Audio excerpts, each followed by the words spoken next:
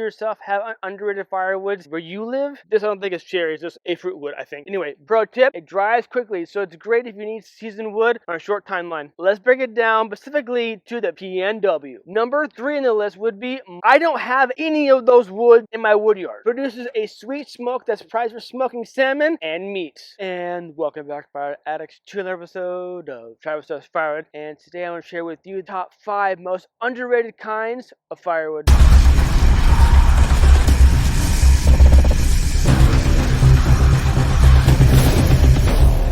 So I went to go research this because I found it interesting. In firewood circles, people will have, oh, I had this cord of this, I had this cord of that, and other people chime in, well, that's crap wood, that's garbage firewood, you should burn this, you could sell this. Well, not all firewood is equal. I get it, I understand that, but not everyone has access to the best trees, the best firewood, the best rounds, etc. So you're gonna have to go regionally. What's best in your area? So I'm gonna divide this episode into half. I'm gonna go the top 5 most underrated kinds of firewood, perhaps in North America, and then I'm gonna go into the top 5 most underrated kinds of firewood in the Pacific Northwest. So without further ado, let's get into it. So in no particular order, number 1 on the list is gonna be black locust. Why is it underrated? Many overlook it because it's thorny and tough to process, but it burns hotter and longer than nearly any other North American hardwood. And now black locust is almost coal-like in the BTU output. Pro tip, make sure to split the locust while it's green because it is notoriously hard once seasoned. And number 2 on the list, hackberry. Why underrated? Not many people even know what it is, but it burns similarly to ash with decent heat and it's easy to split. It's a sleeper firewood because it's common in the Midwest but rarely sold commercially. Pro tip, it dries quickly, so it's great if you need seasoned wood on a short timeline. Number 3 on the list would be mulberry. Why is it underrated?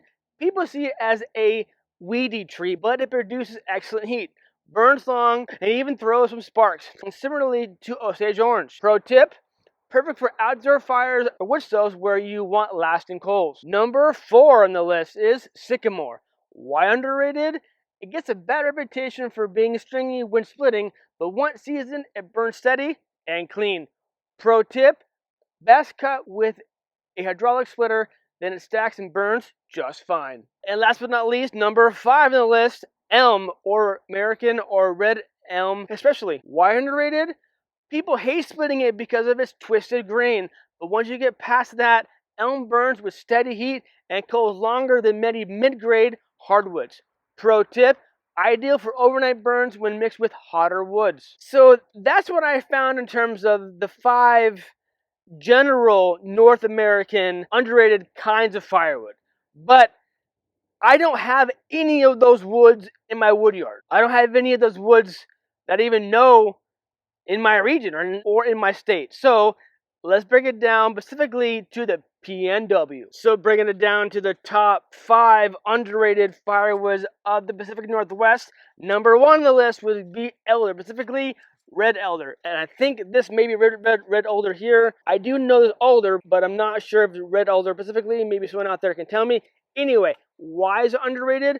Folks often dismiss it as campfire wood because it burns quickly, but it seasons fast, lights easily, and gives off a steady flame, excellent for shoulder season fires and wood stove startups. Bonus, produces a sweet smoke that's prized for smoking salmon and meat.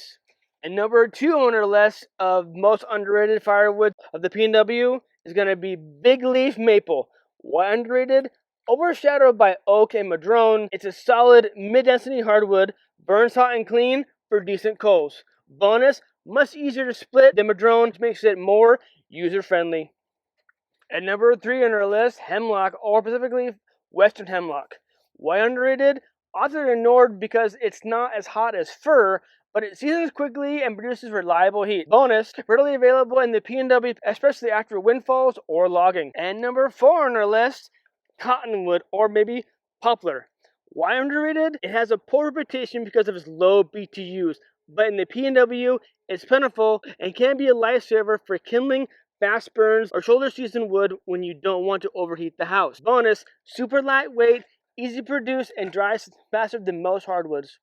And last but not least, coming in at number 5, cherry, or specifically wild cherry, bitter cherry, or domestic orchard cherry. Why underrated? Not usually harvested for firewood since it's valued for timber or less standing, but when it is available, it burns hot, smells great, and leaves good coals. This I don't think is cherry, it's just a fruit wood, I think. Anyway, bonus, excellent for both heating and smoking food. So, takeaways from this. Madrone or dog fir may steal the show, but alder, maple, and others can fill important roles. From easy lighting and fast drying to hot burns with great aroma, smart wood burners and the P&W mix these species for efficiency and flexibility. So what do you think about this topic? Do you yourself have underrated firewoods where you live, or does your list match my list? Anyway, so I thought that was interesting, just wanted to share. Thank you for tuning in, I appreciate it. And remember, life is short to be a prick, so be kind to another. Rock and roll, stay safe, keep cutting. Cheers.